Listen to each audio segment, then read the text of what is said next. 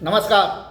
आप सभी प्रबंधक बंधु अवगत है कि पैक्स प्रबंधक के लिए जो विभाग के द्वारा सेवा शर्त नियमावली लागू कराई गई है, उसके आलोक में ही निबंधक कार्यालय से एक पत्र निकला है, जिसका पत्रांक 1635 है, दिनांक 14/8/2023 है। उस पत्र में पैक्स प्रबंधक, पैक्स अध्यक्ष, प्रबंध कारिणी के सदस्य सगे संबंधी नहीं होने चाहिए, परिवार यानी निकट संबंधी नहीं होने चाहिए।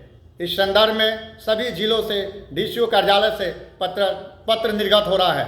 उसके आलोक में सभी बीसीईओ यानी प्रखंड सहकारिता प्रसार पदाधिकारी के द्वारा भी पत्र निर्गत करके रिपोर्ट डीसीओ कार्यालय को दिया जाएगा और उसके आलोक में कार्रवाई होगी। इसलिए इस संदर्भ में हमने आप सभी अवगत हैं कि 17/8/2023 को ही हमने अपर मुख्य सचिव, माननीय मंत्री सहकारिता विभाग एवं निबंधक सर को पत्र लिख दिया है। इसके आलोक में परसों ही यानी अपर मुख्य सचिव सहकारिता विभाग से हमारी वार्ता हुई। उस वार्ता में हमारे लेटर पैड पर जो भी बिंदु हमने नोट किया था, यानी जो भी हम अपने प्रबंधक और अध्यक्ष के हित में पक्ष रखा है, उससे 100% वे सहमति जताए। लेकिन एक विषय पर उन्होंने असहमति जताई, यानी हमने जो सुझाव दिया था, हमने यह सुझाव दिया था कि यदि किसी पैक्स में जो प्रबंधक है और उनके परिवार वाले कोई चुनाव लड़कर आते हैं, चाहे वो प्रबंध कारिणी के सदस्य हो, चाहे वो पैक्स अध्यक्ष हो, तो वैसी परिस्थिति में इस पैक्स के प्रबंधक को किसी अन्य पैक्स में समायोजित किया जा सकता है, जिसे इंग्लिश में एडजस्टमेंट कहते हैं। इस पर अपर मुख्य सचिव महोदय ने असहमति जताई।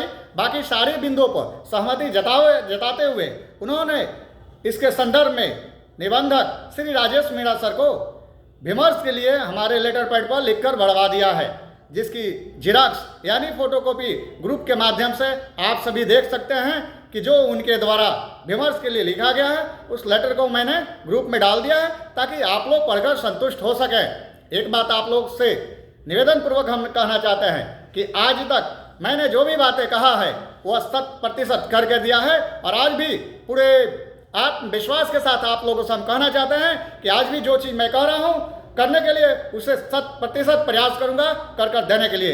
इसके संदर्भ में आप सभी को बताना चाहते हैं कि ग्रुप में कल आप लोग देखे भी होंगे कि हमने कल निबंधक सर श्री राजेश मीणा सर से मिला और मिलकर हमने अपनी सारी बातें, अपनी जो भी पक्ष थी हमने रखा है, लेकिन उस पर हमारे निबंधक सर से हमारी सहमति नहीं बन पाई है। वो मेरे पक्ष से संतुष्ट नहीं है, अपर मुख्य सचिव महोदय संतुष्ट हैं। इस स्थिति में अपर मुख्य सचिव सर ने निबंधक सर को विमर्श के लिए फाइल बढ़ाया है, उसमें समय लगेगा, और ऐसी स्थिति में हमने आग्रह किया निबंधक सर से कि तत्काल जो पत्र है उसको स्टे किया जाए, ताकि हम जब तक विमर्श का कुछ डिसीजन नहीं आता है तब तक हमारे प्रबंधक जो है या अध्यक्ष जी लोग जो है कार्रवाई के दायरे में नहीं आए। इस पर हमारे निबंधक सर का इस पर भी सहमति नहीं बनी, इसके पक्ष में वे नहीं है। उनका कहना है कि अभी हम स्टे नहीं लगा सकते हैं, यानी मिला जुला कर उनकी असहमति है इन सारी बिंदुओं पर। विभाग का ऐसा मानना है, मंत्रालय का ऐसा मानना है कि जो भी पैक्स है इसमें परिवारवाद नहीं होना चाहिए।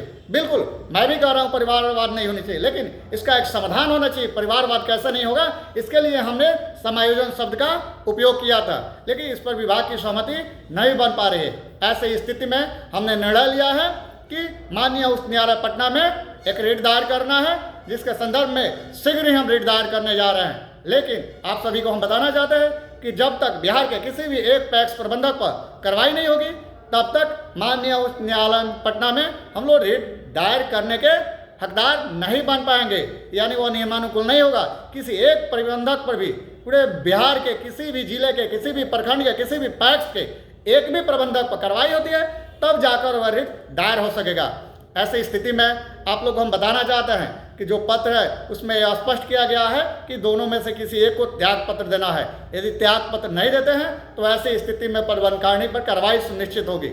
और बहुत जगह ऐसा स्थिति है कि जहां प्रबंधक हैं उनके परिवार के कोई सदस्य कार्यकारिणी के सदस्य हैं, और वैसी स्थिति में बहुत उस संबंधित पैक्स के अध्यक्ष जी द्वारा इस पत्र का मिसयूज किया जा रहा है। इसमें नालंदा जिले के एक प्रखंड के प्रबंधक के साथ अध्यक्ष महोदय के द्वारा पदमुक्त कर दिया गया। इसलिए हम अभी आज निर्णय लिए हैं, हम यह तय कर लिए हैं कि मैं और इंतजार नहीं कर सकता हूं।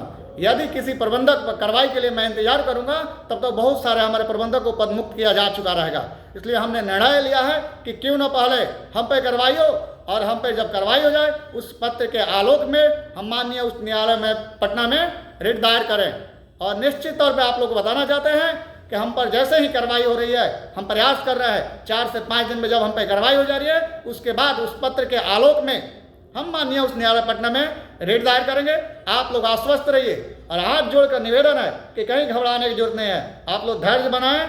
यदि आप लोग के प्रति किसी प्रकार की कोई परेशानियां होती है तो उसके लिए सदैव हम आप लोग के साथ हैं, और इसकी जिम्मेदारी लेते हुए हम सबसे पहले हम पे कार्रवाई होने जा रही है और उसी कार्रवाई के आलोक में माननीय उच्च न्यायालय पटना में हम रिट दायर करने जा रहे हैं। आप लोगों को कहीं घबराना नहीं है, इस रिट दायर करने से सफलता तो मिलेगी ही, इसके साथ साथ आप लोग को एक और बात बताने जा रहे हैं कि विभाग के द्वारा जो आदर्श सेवा नियमावली लागू की गई है, माननीय उच्च न्यायालय पटना के अधिवक्ता यानी वकील लोग जो हैं उनसे, बहुत सारे वकील लोगों से हमारी बात हुई है, यानी एडवोकेट, उन लोगों से हमारी बात हुई और उन लोगों का कहना है कि गुप्ता जी सेवा सत्य नियमावली आपने लागू करवाकर बहुत बड़ी उपलब्धि हासिल की है।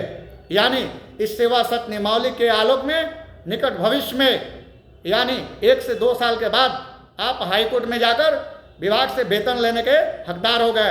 सोचिए आप सभी, जिस प्रबंधक को कोई पूछने वाला नहीं था, कोई जानता नहीं था, पैक्स में प्रबंधक थे तब भी चलता था, पैक्स में प्रबंधक नहीं थे तभी चलता था, वे उन प्रबंधकों के लिए सेवा सत्य नियमावली लागू हुई और उस सेवा सत्य नियमावली के आलोक में हम लोग हाई कोर्ट में वेतन लेने का अधिकारी हो गए हैं। आप लोग को यदि यकीन नहीं हो तो आप लोग किसी एडवोकेट से, उच्च न्यायालय के कोऑपरेटिव डिपार्टमेंट के एडवोकेट से लेके आप लोग इस पर जरूर सुझाव ले सकते हैं। क्या जो सेवा सत्य नियमावली लागू हुई है, क्या उसके आलोक में भविष्य में, निकट भविष्य में पैक्स प्रबंधक विभाग से वेतन लेने का हकदार हो चुके हैं? तो एडवोकेट बताएंगे हाँ बिल्कुल, उसका एक प्रोसेस है और उस प्रोसेस के द्वारा निश्चित हम लोग को माननीय उच्च न्यायालय पटना के माध्यम से वेतन भी मिलेगा। लेकिन तत्काल हम लोग को बचाव अपना ये करना है कि जो सगा संबंधी का मामला है इस पर रिट दायर करके हम लोग अपनी बचाव करें, फिर आगे की रणनीतियों पर हम लोग चर्चा करेंगे। बहुत सारी रणनीति है, बहुत सारी बातें हैं जो इस वीडियो के माध्यम से हम नहीं बता सकते हैं। इसलिए आप लोग आश्वस्त रहिए, एक भी बिहार के प्रबंधक नहीं हटेंगे और सबसे पहले बिहार में कार्रवाई अजय कुमार गुप्ता पर होने जा रही है और उसके आलोक में हम लोग उस न्यायालय में रिट दायर करेंगे और निश्चित तौर पर डिसीजन हम लोग के पक्ष में आएगा। बहुत बहुत धन्यवाद।